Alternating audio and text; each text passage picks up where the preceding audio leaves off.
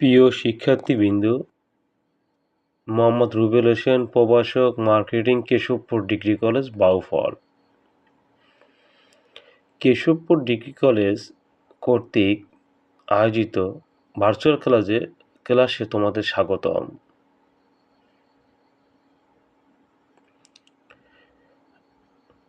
আজকে তোমাদের উৎপাদন ব্যবস্থাপনা বিপণন এর প্রথম অধ্যায় বিপণন পরিচিতি নিয়ে বিস্তারিত অনলাইন ভার্চুয়াল ক্লাসটা পরিচালিত হবে। তোমরা প্রথমে একটি পিকচার দেখছো ডিজিটাল মার্কেটিং। এই ডিজিটাল মার্কেটিং শব্দটির সাথে তোমরা সুপরিচিত। স্বাগতম প্রিয় শিক্ষার্থীবৃন্দ, কেশবপুর ডিগ্রি কলেজ, বাউফল, পটুয়াখালী।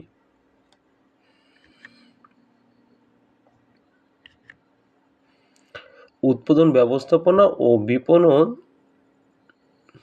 দ্বিতীয় পত্র 287 বিষয় কোড। বিপণন বা ডিজিটাল মার্কেটিং বর্তমান যুগে বিপণন শব্দটি বিজনেস সেক্টরে একটি সুপরিচিত শব্দ। বা মার্কেটিং, বিপণনের অপর নাম কি? মার্কেটিং বা বাজারজাতকরণ। আমাদের ব্যক্তিগত জীবনে, পারিবারিক জীবনে, সামাজিক জীবনে, বিজনেস সেক্টরে, অল স্পেয়ার অফ লাইফ, জীবনের সকল ক্ষেত্রেই বিপণন শব্দটি প্রয়োগ করা হয়ে থাকে।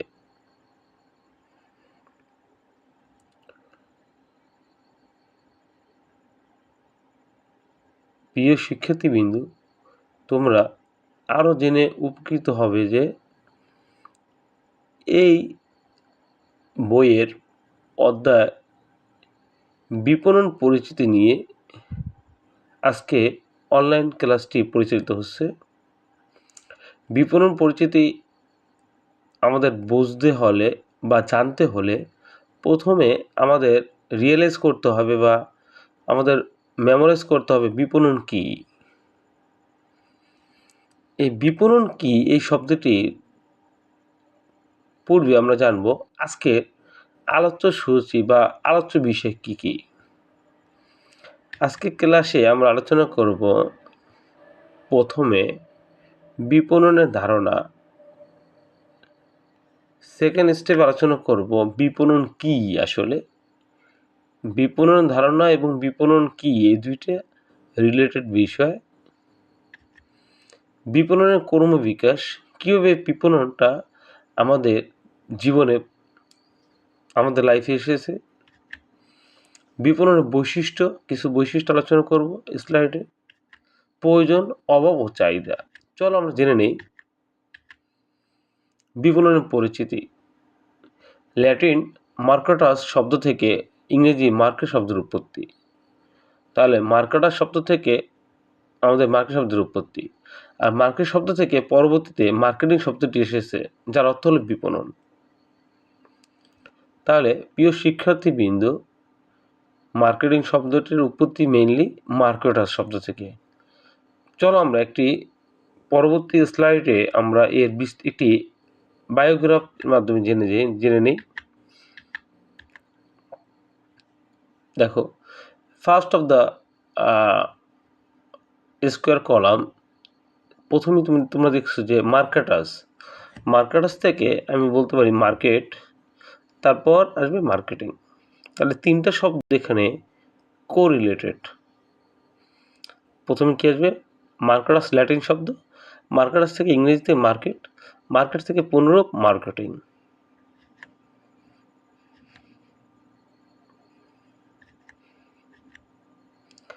এখন আসো আমরা বিপণন কি এই বিষয়টা একটু বিস্তারিত জেনে নিই। বিপণনের জনক ফিলিপ কটলার। ফিলিপ কটলারের মতে marketing is a process by which company create for value for marketing is a process by company create a value for customer and to return. তাহলে বাংলা আমরা যদি বলি, ভ্যালু সৃষ্টির মাধ্যমে লাভজনক উপায়ে ক্রেতাদের সন্তুষ্টি বিধান করা, দীর্ঘমেয়াদী ক্রেতা সম্পর্ক সৃষ্টি করা এবং তা বজায় রাখার প্রক্রিয়াকে বিপণন বলা হয়। বিপণন শব্দটি সর্বপ্রথম যুক্তরাষ্ট্রে ব্যবহৃত হয়। এটি প্রাথমিক লক্ষ্য হলো ক্রেতা সন্তুষ্টি অর্জন করা। অ্যান্ড বিপণনের ক্রমবিকাশ 8টি: বিনিময় যুগ, উৎপাদন যুগ, বিক্রয় যুগ, বিপণন যুগ, আত্মনির্ভরশীল যুগ, সামাজিক বিপণন যুগ, সম্পর্ক ভিত্তিক যুগ, মোবাইল মার্কেটিং যুগ। তাহলে আমরা বর্তমানে কোন স্টেজে অবস্থান করতেছি তোমরা কি বলতে পারবে শিক্ষার্থীবৃন্দু? অবশ্যই মোবাইল মার্কেটিং যুগে। কেন মোবাইল মার্কেটিং যুগের সময়সীমা 2010 সাল থেকে বর্তমান। তা আমরা বর্তমানে 2026 সাল চলমান। এই প্রেক্ষাপটে 2026 সালের প্রেক্ষাপটে আমরা মোবাইল মার্কেটিং যুগে অবস্থান করতেছি। প্রয়োজন কি? কোনো কিছু পাওয়া থেকে নিজেকে বঞ্চিত মনে হওয়ার অনুভূতিকে বলা হয় প্রয়োজন। যেমন আমরা বলতে পারি যখন আমাদের খাবারের প্রয়োজন, ক্ষুধা লাগে, এখন এই যে ক্ষুধা যে লেগেছে এখন খাবার দরকার। এটাই যে খাবার না পাওয়ার যে আমার নিজে থেকে যে ফিলিংস বা অনুভূতি যে এখন ভাত খাওয়া আমার দরকার কিন্তু আমার খাবারটা সরবরাহে নেই বা সাপ্লাই নেই, এটাই আমাদের প্রয়োজন।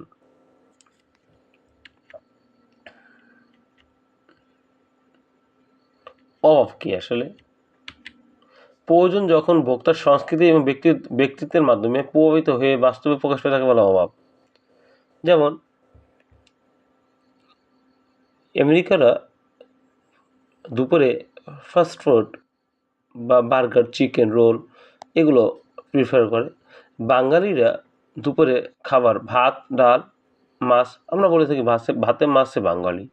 এক্ষেত্রে সংস্কৃতি এবং ব্যক্তিত্বের মাধ্যমে কোনো একটি পণ্যের ব্যক্তির উপর প্রভাবিত হয়ে থাকে, তাকে বলা হয় অভাব। চাহিদা কি? কোনো কিছু পাওয়ার আকাঙ্ক্ষা, পণ্য কেনার সামর্থ্য এবং অর্থ ব্যয়ের ইচ্ছা, এটাকে বলা হয় চাহিদা। তাহলে চাহিদার শর্ত 3টি। চাহিদার শর্ত কয়টি? 3টি।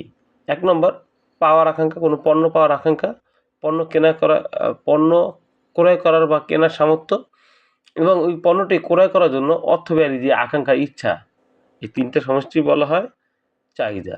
তাহলে একটি চাহিদার শর্ত 3টি, এটা আমাদের কিন্তু প্রথম মেমোরাইজ করতে হবে। এটা পরীক্ষায় এমসিকিউ হিসেবেও এসে থাকে। প্রিয় শিক্ষার্থীবৃন্দ, আজকে তোমাদের এই পুরো ক্লাস বিপণন পরিচিতি নিয়ে সংক্ষিপ্ত একটা ক্লাস, ভার্চুয়াল ক্লাস সম্পূর্ণ হলো। ধন্যবাদ।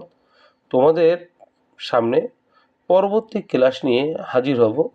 তোমরা আমার YouTube channel MD Rubel Hossain এবং শিক্ষক বাতায়ন এমডি রুবেল হোসেন, 2টি পেজে তোমরা আপডেট থাকবে। ধন্যবাদ প্রিয় শিক্ষার্থীবৃন্দ।